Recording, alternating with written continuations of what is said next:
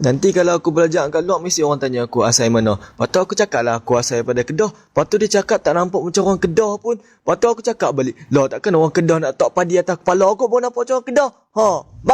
Marah. Nanti aku belajar kat luar, mesti orang tanya aku main daripada mana. Aku jawab lah main daripada Penang. Tu dia pun cakap awak tak nampak macam Penang pun. Habis tu takkan nak tabuk pas semua atas kepala pun baru nampak macam orang Penang. Mangkak, marah lah. Kalau aku belajar luar, mesti orang tanya aku asal mana. Aku jawablah Kelantan. Lepas tu dia tanya, tak nampak macam Kelantan pun. Tak nak sabar kena pikul botol bundu atas belakang baru nampak pun Kelantan.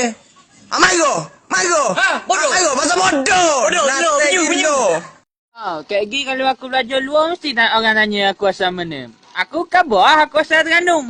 Orang pun khabar dok nampak macam Terengganu pun. Dah sabar aku nak tahu penyu saya ke atas belakang baru nampak macam Terengganu.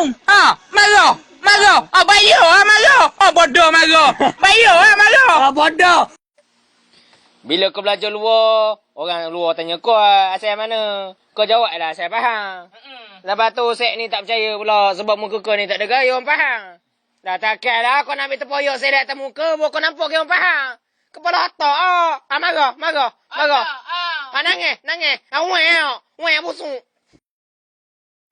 Kalau aku belajar di luar negeri, mesti ada orang tanya, kau ni asal dari mana? Jadi aku cap lah, aku ni asal dari Sabah. Lepas tu orang dah percaya. Jadi nak kan mau pikul tu Gunung Kinabalu di belakang aku, baru orang percaya. Aduh, budunya palui. Aku belajar kalau mesti orang tanya asal mana. Aku cakap lah aku asal Selangor. Lepas tu dia cakap, asal muka tak nampak macam Selangor pun? Yelah, negeri lain boleh tak penyu, kijang, padi. Habis Selangor nak tak apa, bodoh. Marah. Nanti kalau aku belajar luar negara, mesti dia orang tanya aku asal dari mana. Aku cakap lah aku asal dari Malaysia. Pasti dia orang cakap, tak macam Malaysia pun. Dah tu takkan nak tak rambut rosmah atas kepala aku.